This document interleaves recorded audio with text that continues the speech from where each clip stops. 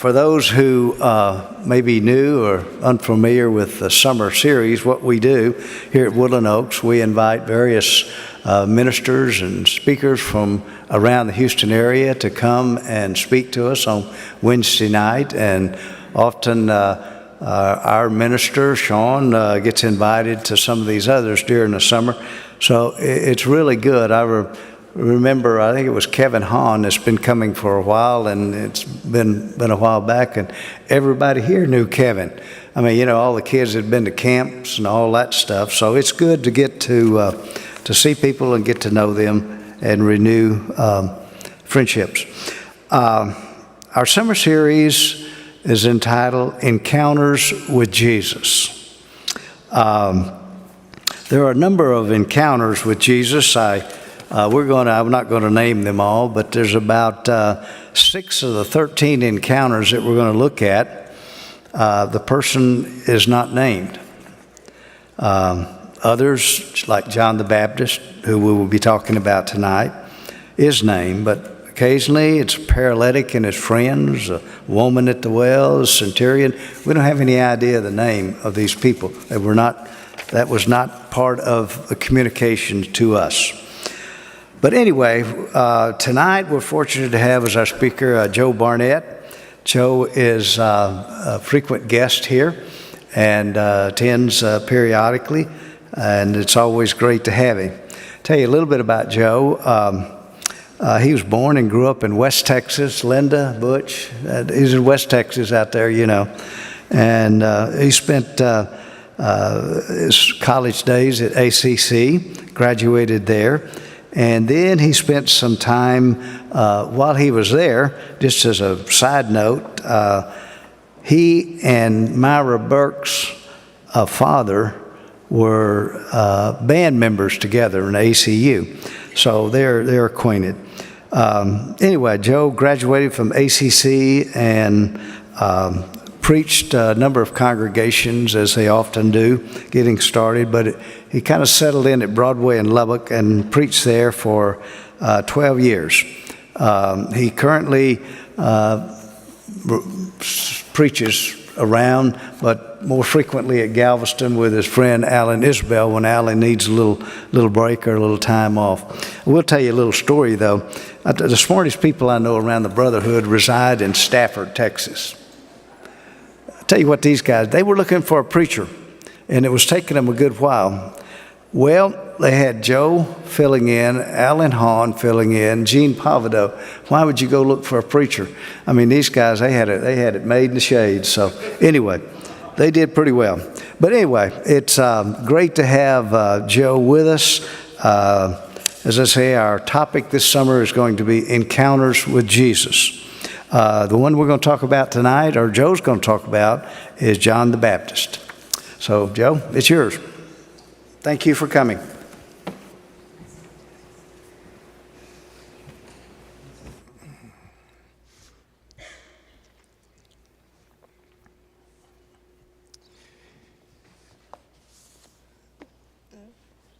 Thank you, Cleo. Cleo has been putting this series together for a long, long time. And I hope you appreciate the work that he puts into that. It's an enormous job. He has to come up with a theme, and then he has to develop 13 different lessons out of that theme, and then he has to find 13 speakers. And then for 13 Wednesdays, a full quarter, 13 Wednesdays, he has to sweat all day on Wednesday, hoping that his speaker shows up and hoping that he doesn't get one of those good news, bad news kind of thing that, the good news is that I'm not hurt. The bad news is that I'm an hour and a half away and it's 5 minutes until 7. And that's bad news. But Cleo does a wonderful job, and thank you, Cleo, for doing that. As he is, by the way, I did hear yesterday one of those good news, bad news things. This lady called her husband at work, and he picked up, but he immediately said, I don't have time to talk, totally covered up here. And she said, but I have good news and bad news. He said, I am absolutely not in any way interested in having any bad news. So tell me the good news, but tell me quick. She said, okay, the good news is that the airbags in our new car work just right. So I guess that's good. As Cleo mentioned, he asked me to talk about the encounter with Jesus and John the Baptist. And a good place to begin that kind of a discussion is in the very first words of Mark's Gospel, where he says, the beginning of the good news about Jesus the Messiah, the Son of God, as it is written in Isaiah the prophet, I will send my messenger ahead of you who will prepare your way, a voice of one calling in the wilderness, prepare the way for the Lord, make straight paths for him.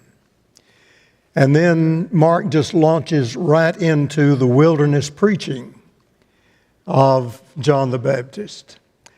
But according to the Gospel of John, John the Baptist identified himself as that messenger that Mark spoke of that would prepare the way for the Lord. When the priests and the Levites came to him and asked him who he was, it says that he replied in the words of Isaiah the prophet, I am the voice of one calling in the wilderness, make straight the way for the Lord. This announcement by Isaiah preceded the birth of John the Baptist by about 700 years. So the first thing we know about the encounter of John the Baptist with Jesus is 700 years before he was born. And then when you come to the last book in your Old Testament, the book of the prophet Malachi, it speaks of the faithful few that God called my treasured possession. And Malachi promises them that there's going to come a day when the Son of Righteousness will rise with healing in his wings. That was a messianic prophecy that was speaking about Jesus. And then in the very next to last verse of that book, he indicates that the coming of the Messiah is going to be preceded by someone who's going to come and pave the way for him, saying, behold, I will send you Elijah, the prophet. And so those faithful few of God's favorites were looking for two people to come, not one, but two. They were looking for the coming of the Messiah, and they were looking for the one that was going to be the forerunner, the announcer of the coming of the Messiah. And then Malachi lays down his pen, and the lights are turned off, and the door is locked, and we have 400 years of silence before the next prophetic voice is going to be heard. And that's going to be the voice of John the Baptist. In the first chapter of Luke's Gospel, we find a priest, Zechariah, who is in the temple performing his priestly duties, when the angel Gabriel taps him on the shoulder and he says, your wife Elizabeth is going to bear you a son, and you are to call him John. And he will go on before the Lord in the spirit and power of Elijah to make ready a people prepared for the Lord. Now, Zechariah was a little questioning about that. He asked Gabriel, how can this be? And how can I make sure of this? I'm an old man, and my wife, Elizabeth, is an old woman. And so how can I be sure that this is going to happen? And then Gabriel said to him in answer, and it seems to me that he was a little testy when he said it. He said, I have been sent here to speak to you and to tell you this good news, and now you will be silent and not able to speak until this day it happens, because you did not believe my words. And so for 9 months, Zechariah was mute. Sure enough, Elizabeth became pregnant, and she was in the 6th month of her pregnancy when the angel Gabriel showed up again. But this time it was at the door of Mary. And he told Mary that she was going to give birth to Jesus, and he told her also that her kinswoman Elizabeth was going to have a child in her old age, and she was already in her 6th month. And Mary packed her bag, walked out the door. She's going to go see her kinswoman Elizabeth. It's an arduous trip, 80 to 100 miles from Nazareth to that hill country home. And when she went into that home and spoke to Elizabeth, Elizabeth said, as soon as the sound of your greeting came to my ears, the baby in my womb leaped for joy. So you have here another pre-birth encounter of John the Baptist with Jesus, even as he is still in his mother's womb. And then the baby was born. And Zechariah and Elizabeth, according to the instructions they had been given, named him John. And when they did, Zechariah's speech immediately returned to him, and he uttered the Benedictus, among which were the words, you, my child, will be called a prophet of the Most High, for you will go on before the Lord to prepare the way for him. And then John disappears from our sight for the next 30 years. From the time of his birth until he began his preaching in the wilderness, we know almost nothing about him. There are a few things that we can kind of piece together. From the outward appearance, John was born to be a priest, because both of his parents came from the ancient priestly family. The priesthood was not an open profession. It was the exclusive preserve of a single clan, a single tribe, and a single family within that tribe. For a man to be a priest, he had to be of the tribe of Levi, and he had to be of the family of Aaron. And Levi and Aaron were in the background of John. So he qualified, really twofold qualified, because both parents came from that background. But John turned his back on this honored and comfortable and secure profession, and he headed for the wilderness. The fact is that nothing is revealed about John to us at all, except one sentence. In Luke chapter 1, verse 80, it simply says that John was going to be a child that would grow and become strong in spirit, and that he would live in the wilderness until he appeared publicly. So all we know is that at some point John went out into the wilderness. We don't know when he made the decision to be a priest instead of a prophet instead of a priest. We don't know when he decided to go into the wilderness and do his work there. We simply know that at some point he sought the solitude of the wilderness and waited for the call of God. And that call finally came. Luke tells us that the word of the Lord came to John in the wilderness. And John himself, John the writer John of the apostle, tells us in that beautiful sentence that there was a man sent from God whose name was John. That was John the Baptist. The Jewish leaders were understandably curious. Who was this strange man whose preaching was drawing such crowds? And so they sent some priests and Levites to ask him about it. Who are you? As a matter of fact, Luke tells us that some of the people were thinking that John might be the Messiah. And so John told these messengers straight out, I am not the Messiah. And so they ask, then who are you? Are you Elijah?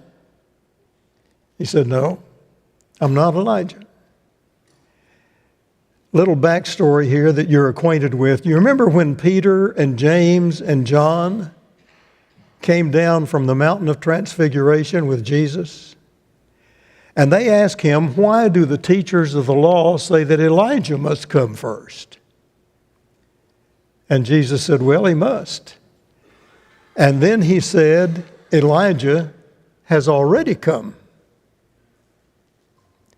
And he gave them a little more information, and it says that they then understood that he was talking about John the Baptist. And so when these authorities came and asked John, are you Elijah? He said, no, I'm not. And Jesus said, yes, you are. You are identified by Isaiah as this Elijah 700 years before you were born. You were identified by Malachi as this Elijah 400 years before you were born. And right before your birth, when the angel Gabriel came to your father, he identified you as Elijah 9 months before you were born. Well, John went out into the wilderness and he was preaching and he was baptizing people in the Jordan. And one day Jesus showed up to be baptized by him. And John protested, no, I need to be baptized by you, not you by me. But Jesus said, John, it is proper for us to do it this way. Let's do it. And John baptized him. About this time, some of John's disciples were getting a little bent out of shape because the popularity of Jesus was rising and the popularity of John was diminishing. And so one day they came to him and they said, Rabbi, that man that you were with on the other side of the Jordan, the one that you testified about, he's baptizing, and everybody is going to him. And John's reply to them was, you yourselves can testify that I said, I am not the Messiah. He must become greater, and I must become less. I'm not worthy to untie the strings of his sandals. His job had an expiration date on it, and he was not fighting that. He was willing to accept it and step away. It's hard for us to understand that in a day of one-upsmanship, when people in great power don't do things that way. People want fame and popularity and bright lights and the roar of the crowd, and it simply is not easy to be the warm-up act. They want to be the main event. But that was not John. John did his job, stepped away from the footlights, and left the stage. But while he was leaving the stage, he was doing something else. He was trying to point all of his own followers to be not followers of him, but to be followers of Jesus.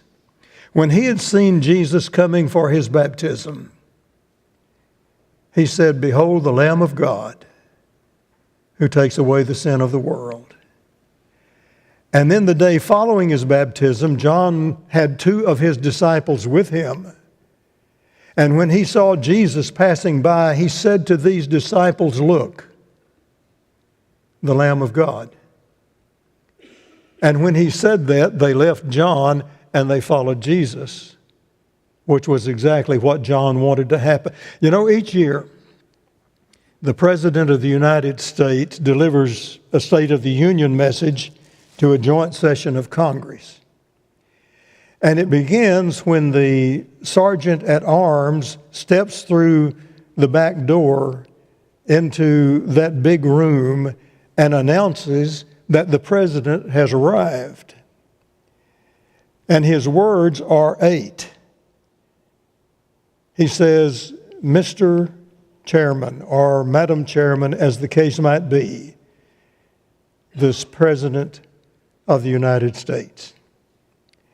And for one brief moment, when that door opens and the sergeant at arms comes in, the eyes of the nation are on him. But as soon as he makes that 8-word announcement, the eyes go away from him, he disappears, and all of the eyes are on the president. That's the way it was with John the Baptist. He made the announcement, and at the appropriate time, he stepped away. His mission accomplished, and he begins to pass off the stage.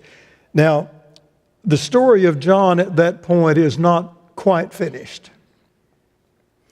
Herod and Herodias were living in open adultery, and John publicly condemned that relationship.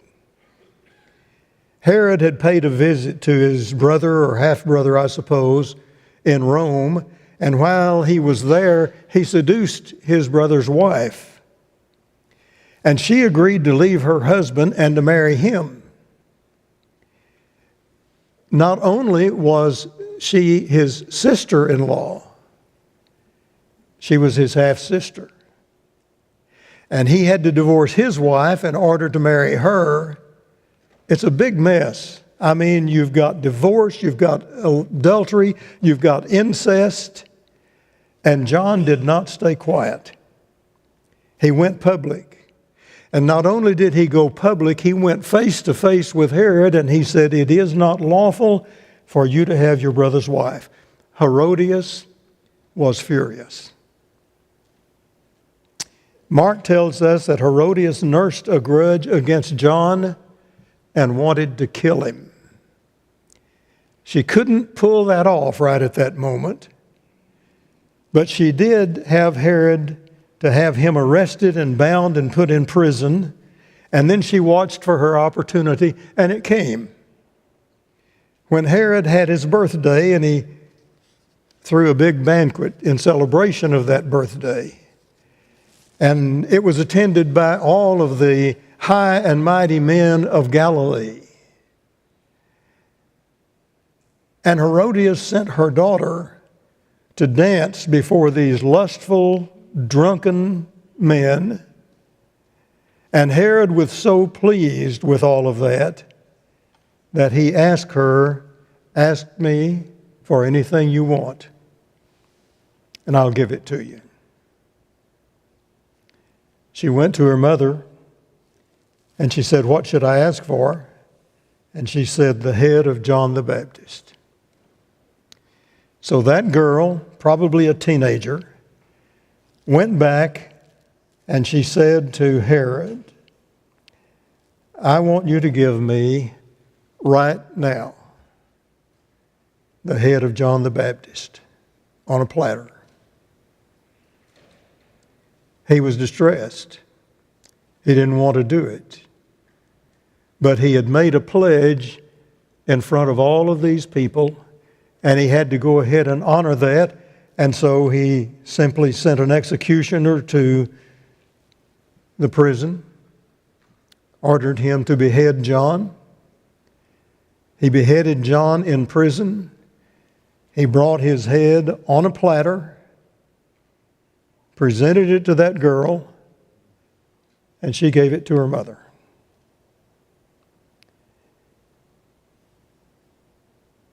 There's something that happened here that touches me, and I think it touches you. When they came to Jesus and told him what had happened to John, the Bible says that he withdrew by boat privately to a solitary place. He needed time alone to grieve.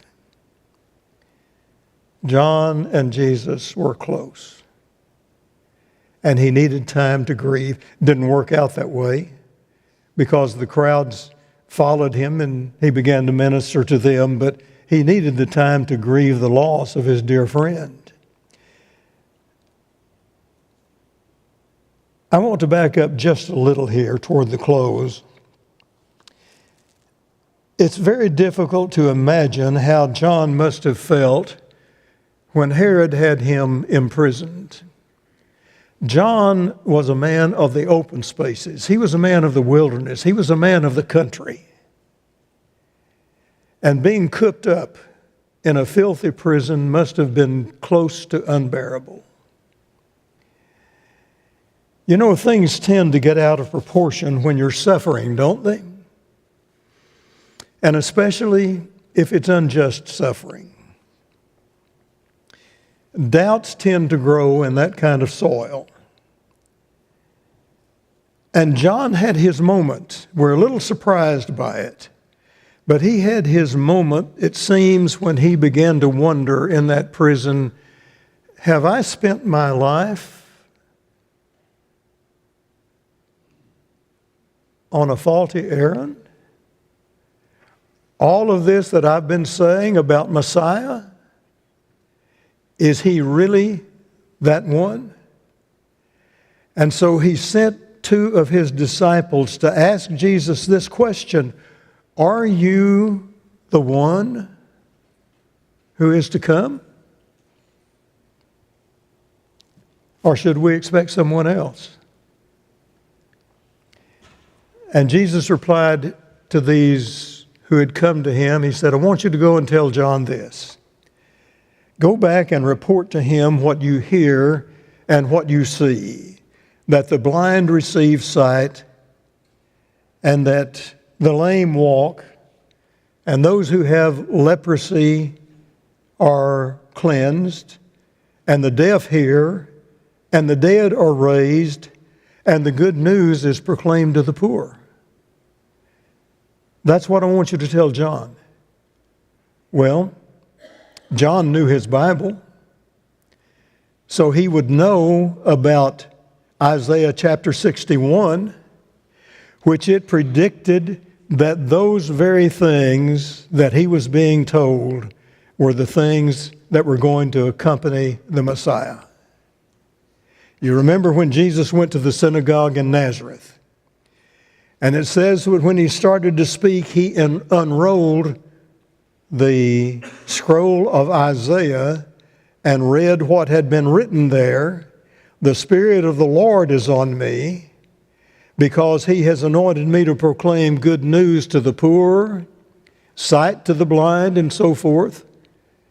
And John would know that all of these were the same things that had been predicted about the Messiah. In other words, yes, Jesus was the one because he was doing exactly what the Messiah was supposed to do.